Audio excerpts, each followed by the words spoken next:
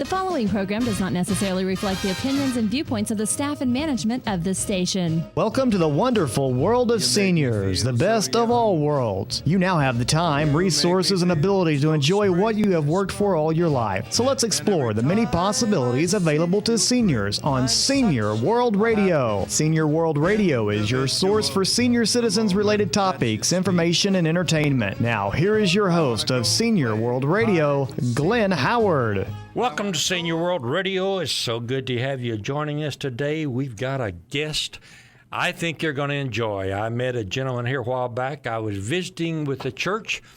Had gone out there to do a PowerPoint seminar talking about Israel, politics or prophecy, and met a gentleman there by the name of Melvin Bunn. Melvin Bunn, I found out, is a retired Army Ranger. He also happens to be a black man who has had some interesting experiences in the military as a black Army Ranger. He started telling me a story, and I said, hey, that's interesting. Why don't you come on the show? Let's share that story with some of our people, because I think they'll enjoy it. Melvin, welcome to the show. So good to have you with me today. Thank you for having me, Glenn. It's a pleasure to be here. Really enjoyed what you had to say the other night in the lesson at the church. I had a good time with you and fellowship with you. And I believe, just like you, everybody has a story, and I just happen to have one of them. Well, I truly am very interested in Israel, of course, as all of our listeners know. That's the reason why I have that big map of Israel, 15 feet wide, 30 feet long. We take out to the churches. If I can't take people to Israel, I'll bring Israel to the people. Amen. But then I'm of the opinion that the restoration of Israel in 1948 is the greatest fulfillment of biblical prophecy in the last 1900 years. So it's a lot of fun talking about that. But when I was visiting with you, you were talking about being a black Army Ranger sergeant in the military. Some of the experiences were so interesting. But before we get into it, let's talk just a little bit about Melvin Bunn. Melvin, are you married? Yes, sir.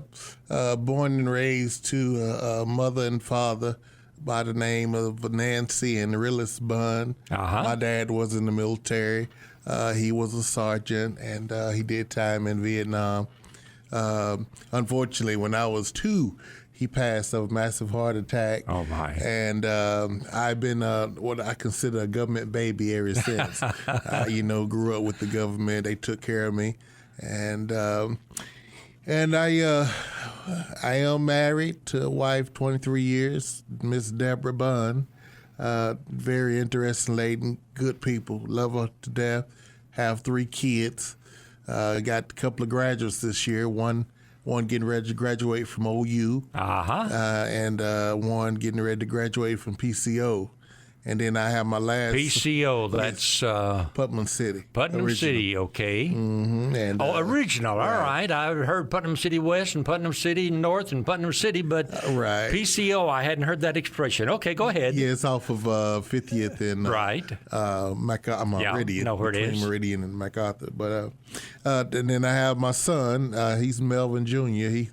He's up and coming, and he's... 12 years old, and he's a baseball player. He had this dream his whole life. He wanted to do 2 things. He wanted to be an engineer, and he wanted to become a professional baseball player. And we pushed him toward that dream. If you shoot for the moon and hit the stars, you still made it. You still had a home run. You really have. Yeah, so 3 kids, and like I said, been married 23 years. Really fortunate to be here. So as a son of a military officer, it seemed only natural, I guess, for you to choose military as a career. Yes, I always wanted to give back, go to the service and give my time in service. I believe that just me. I believe that every young person, should spend at least 2 to 4 years in service. Mm-hmm. That's just my observation. But I always wanted to be a part of the military, and always enjoyed looking at parades and all the military equipment. So I decided very young to go in. Matter of fact, I patterned my lifestyle. I went to ROTC and learn all the basics and all that stuff. And I did, like I said, I was in a delayed entry program when I was 16 and a half. My birthday fall in August, so most people birthday fall a little bit earlier. So most people graduate when they're 18. I just happened to graduate when I was 17, and I turned 18 after that year that I graduated. And so I joined the delayed entry program while I was at Lawton High. I don't know if you're familiar with the schools here. Lawton High School, that's where I graduated from. Okay. But we went in the delayed entry program, and then we in December of '86, I went to the MAPS up here in Oklahoma City, and they shuffled me off to Fort Leonard Wood, Missouri. Fort Leonard Wood, Missouri. Yes, sir. I did OSA training with them. It was the first unit to ever do OSA training. OSA training is where the unit does basic and AIT together, and then they ship that whole battalion onto a base. And we went to Fort Drum, New York after we did OSA training in Fort Leonard Wood, Missouri. I was considered a combat engineer. I think the life expectancy of an engineer at that time was like 13 seconds or so. Now, where did you actually make the decision you wanted to become, though, an Army Ranger? Well, when I was in Fort Drum, New York, I think Fort Drum, New York is about 20 minutes to the Canadian border and 70 minutes to Syracuse, New York. And this little old town called Watertown, New York. Okay. And it gets cold up there. Never will forget when I flew in. I thought I was going to the city, of course, I'm from Oklahoma, and so I never flew on a plane. And so I went to get on the plane, and I flew to Syracuse on a big plane. I mean, it was great. I enjoyed it. And then we started coming down from the clouds, and all you could see is ice and snow on the ground. I said, I'm in trouble. And then we had to, when we landed in Syracuse, we had to get on this crop duster to take us from Syracuse to Watertown. And that wasn't any fun at all. It was a bumpy ride. Talk about the idea of, though, becoming a ranger. I mean, it's one thing to be in the military. It's another thing to volunteer to be a ranger. Right. And what motivated that? Well, being in, like I said, in service, I don't know if you ever had anybody like this, but I'm a person, I love just to go to class. I learn to love. I love to learn how to do things. And when I got to Fort Drum, New York, what we did was, it was light infantry. And everything you did it from your backpack. We spent like 30 some days in the field that first year. And it was just a coincidence that I had a chance to become a ranger. I was volunteering for school after school, and I went to this school it was called Ranger Prep. And what they did was they prepped us people to become rangers, because what they had decided or determined was people that went to ranger school wasn't ready to be a ranger. And the dropout rate was tremendously high. And so I went to the school called Ranger Prep. Now, I wasn't intending to go to ranger school. I just wanted to go to school to learn, what they were doing. And who they were. Huh? Yeah, who they were and stuff like that. And just so happened, the guy that was supposed to go to ranger school, he went down for 2 weeks, and he was sent back home. And they needed somebody else to go down to take his spot. And I was next in line. I just so happened to be the next person who had the prep school. And they sent me down to Fort Benning, Georgia. And I went down there and was able to go through the ranger training. Now, as a black man, how was it different for you than it was for most of the people who were going to the Ranger program? Well, it really wasn't different per se. Because I was back in the 80s, and segregation was this, although certainly we were not back in the days of the 50s. I'm an old man. I go back way back. I remember In fact, I was working at John A. Brown's back in 1958 when they had the first sit-ins as to try to integrate the dining room downstairs. All of that demonstration was taking place, and many experiences that I had back in those days that I very well remember. But even in the 80s, the nation was not colorblind the way they are today. How did that impact you? Well, when I just share this with you, in Ranger School, they really are colorblind. They don't have no respect to person. You're gonna get dogged out whether you're red, yellow, black, or white. What they designed to do in the Ranger School is to weed out the weakest link. And I found out there's 4 phases in Ranger School. When I got down there, one thing that's vividly on my mind is this humongous rock, and it's big, and it got footprints up on the rock. And the first thing you did when you looked at that rock, and everybody was wondering, why is that rock there with footprints? Found out later on, you put your feet up there, you do push-ups off that rock. But the Ranger School is big on mental, physical conditioning, and they're designed to weed people out. They don't care nothing about your color. Matter of fact, I had my upper body was really weak when I got there, and every day before we did chow call, you would have to run and you had to do 10 pull-ups. And I had the hardest time doing those 10 pull-ups, about 2 weeks, but I learned real quick. You had to adjust quick and make it happen. And if you didn't get those pull-ups done, you wouldn't eat to the end of the line. And the person at the end of the line, if you had to beat the first person at the beginning of the line finish, because when the first person who ever ate, when they finished, chow was over.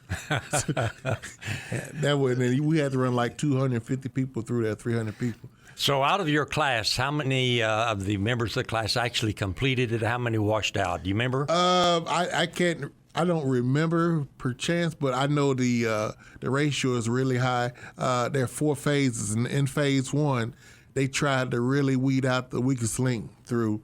They do phase 1 is mainly like hand-to-hand combat, running, navigation, and they put your body through all these physical determinants. And I've literally seen when you say a bucket load of people quit at one time. We're running down the street and they have this basically a dump truck following us. And then you got these Rangers that already been through it. They running beside you. Said, "Don't you want to quit? There's a truck right there. You can get some coffee." Hey, I'm Glenn Howard, talking with Melvin Bunn, who is a retired Army Ranger, and he's telling his story. We got to take a break. We're going to be coming right back, so please stay right here with me. You're nobody till somebody loves you. You're nobody till somebody cares. Have you ever had a problem, but it seemed like there was no one who could help? You spent hours calling around, being referred from one place to the next. Well, not anymore. I want to tell you about a free and easy-to-use service in Oklahoma. 211 is a simple 3-digit phone number to get help or to give help when you don't know where to turn. Dialing 211 only takes a minute, and you are connected with a caring Oklahoman who will help you find the assistance you've been looking for. With access to over 13,000 programs, Heartline 211 can connect you to local resources for many different needs, including health care, food, counseling, rent assistance, disability assistance, job services, and much more. 211 is a service of Heartline, a United Way partner agency. 211, the right first call to get help or give help 24 hours a day. Hi, my name's Jason Ledlow, president of UT Phone, the ultimate telephone service. We're proud to be a sponsor of Senior World Radio with Glenn Howard. UT Phone is dedicated to providing Oklahomans affordable telephone service all across our great state. We have Lifeline home phone service starting at just $1.95. That's right, just $1.95, and most of Oklahoma's seniors qualify for this reduced home phone service. They get to keep their old home phone number, and it even includes long distance. Another great feature of UT Phone's customers really like is that it includes repair service. That's right, any repairs at no additional charge. With many telephone services charging $40 to $50 per month, it makes sense to switch your service to UT Phone. This service is a federal program that is provided through the Universal Service Fund. There is only one per household, so make it UT Phone's home phone service for $1.95. Give us a call at 800-996-0098. Again, call 800-996-0098.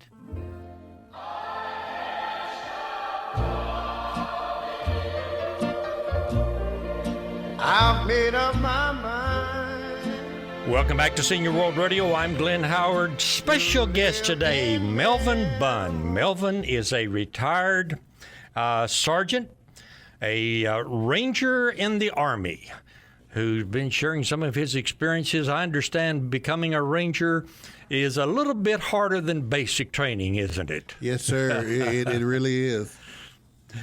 And you say when you finished up, then where did they send you? Where did you actually do your work? There, after we finish up, you either get assigned to a battalion or you go back. In my case, I went back to more training.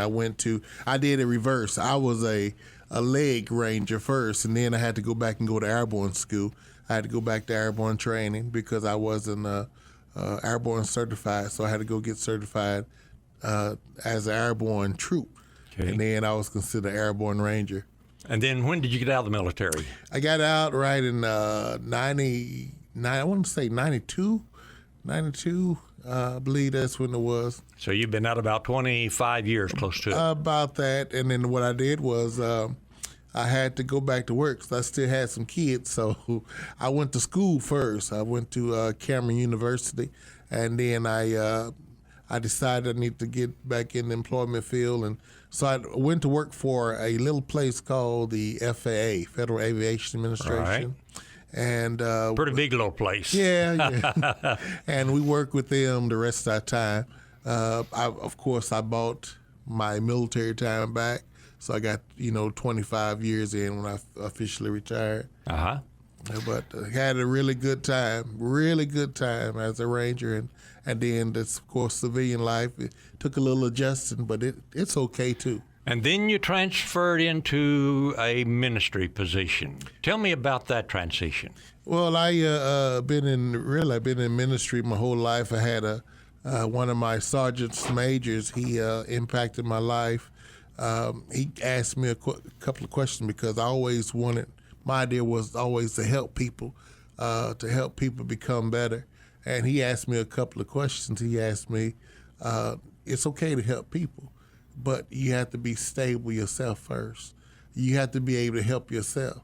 And that was some true advice then, it is now. In order to help somebody, you have to be stable. And he was telling me, you need to get your everything in order, your money, your time, and before you can help somebody. And I think that's really good advice.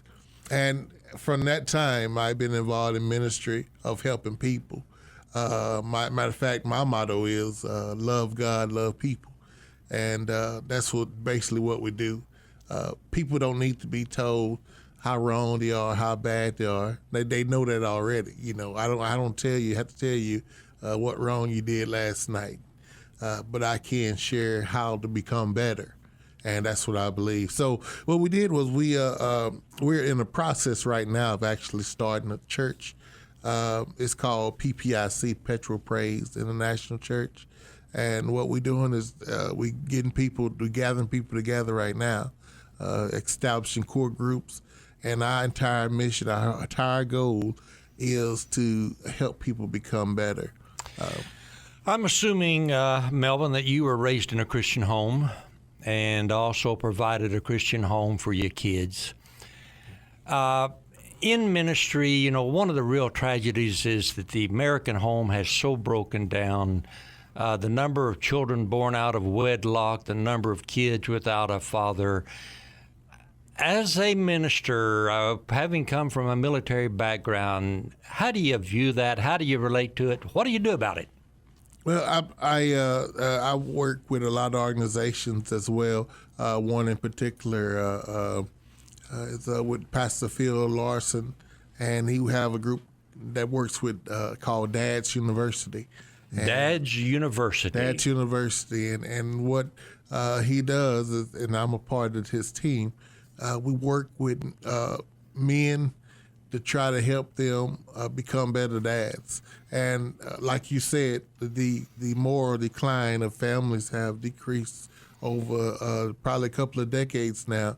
And what we view as a traditional home is not traditional home anymore. Most of the time when you say family, there's a grandmother raising her grandkids because the dad is in the penal institution and the mother's strung out on drugs. And so we don't have what we call traditional family anymore. And what I believe we can do as a community, it's going to take more than just one person like myself. It's going to take a community to come together and start helping these kids become better. They may not never see a dad, but what we can do is we can work with the uncles, the older members of the church who retired already, who raised their kids. We can get them to engage the newer kids these days because they need a father figure. If you don't never know what a father is, you can't relate. You really can't relate. What concerns me, Melvin, is when you realize if grandparents are now raising the grandkids, when that grandparent generation moves off the scene and the parents who have not assumed the responsibility become the grandparents, who picks up the slack and who continues to train? Where do we go? It really began to look like a pretty disastrous situation. And this Dad's University, I'm so impressed with that concept of teaching somebody how to be a dad. Oh, yeah. We really have to understand this has been declining for a couple of decades now. And I really believe, this is just my opinion, it's going to take a place like the church. I know what happened is people stopped trusting the church, but it's going to take organizations to start helping kids out again. And we need to get back to the fundamentals. The church is not just a herding people in and herding people out. It should be a place where the pastor is a shepherd, where he can give advice and teach, correct, discipline. We all need that. We all need somebody to tell us to stop. Are you doing too much? Are you doing? We need somebody to give us guidance. And the kids growing up these days, they don't have no guidance because nobody never put their foot down. And I emphasize, it has to be an organization like a church to help these kids go from one level to the next. If not, what's going to happen? We're going to have just continued decline in our society, and we don't want that. So somebody has to get involved, and I believe it starts with us. Individually, it starts with me. It starts with you, people who have a voice that get things going. Tell me a little bit more about this Dad's University. What age do guys come into that? How long do they stay? What's the program like? Anybody that can influence another kid could be considered a dad. That's what we say. If you're 17 and you have a younger brother and sister, and they look up to you, and you could be considered a dad. So what we try to do is get anybody that can be influenced inside the Dad's University, and what we do is teach them real life skills on how to become a dad. For example, and a lot of people, as a dad, never heard their dad say, "I love you." Yeah. So what we try to do is we try to get the people that influence other kids to start sharing with them, "Hey, I'm concerned about you. I love you." And if we start doing that, it opened up ways of communication. Because, we was growing up, and I was in a traditional home, father, mother, stepfather, mother, and kids. But we were supposed to be hard as boys. We weren't supposed to cry in front of nobody. We weren't supposed to do that because, we're tough, we're men. But statistics now prove that we need as much love as the girls. There has to be a good balance. Mm-hmm. And if you don't see that balance, you'll never know what it is. I attended a seminar a while back out at a Christian school in Del City, and a lady was speaking, and she was talking about, particularly to schools, the idea of female teachers disciplining male students doesn't work very well. She said, we've done some study, and a female teacher will try to discipline a male student by explaining to him what you should do and should not do and why and so forth. Said a male teacher, when he steps in to discipline them, he says, hey, cut it out. Don't do it that way. Right. Case closed. They move on. There's something about the authority of a father that a mother just doesn't have. Right. I believe that there should be a balance, and I don't. This is our society we live in. But if you have, it takes two to make a baby, and if it takes two to raise that baby, and it takes two to take a whole community to raise them. But if you're gonna have a male and a female, they need to be involved in raising the kid. They have to be. No matter if you can't get along with that spouse, have to be someone that can come together for the kids' sake to raise them. And not only for the boys, but for the girls. For the girls, the girls need their dads just as much as the boys need their mother. I'm Glenn Howard, Senior World Radio. We've been visiting this morning with Melvin Bunn. Melvin is a retired Army Ranger. And we want to encourage you, if you've got a suggestion of people you'd like to recommend as one of Oklahoma's incredible seniors that we want to talk to, I hope you'll give us a telephone call. Our phone number is, if you got a pencil and paper, write this number down and give us a call and say, hey, I'd like you to talk to, and give us the name of somebody. Tell us a little bit about them. Let us get in touch with them, see if we can't bring them on a show and tell their story. But our phone number now is 877. That's area code 877. The number is 875-0990. One more time, that's area code 877. The phone number is 875-0990. Give us a call. Let us hear your recommendation of people we ought to talk to. Sometimes we bring them in the studio here and visit with them. Sometimes we'll take the recording equipment, go out to their retirement center or their community center, their home, wherever it is, sit down, talk to them, listen to their story, and put it on the air, because they've got some interesting stories just like Melvin to tell and to share. And Melvin, I'm so glad you came on this morning. It was great to have you. I appreciate it, Glenn. Thank you for having me, and I really enjoyed it. It's always good to be here. And our time's up. We got to go, but until this same time next week, be kind to one another and love somebody, particularly yourself. See you next week. Bye-bye now. I'm on the top of the world, looking down on creation, and the only explanation I can find is the love that I've found ever since you've been around.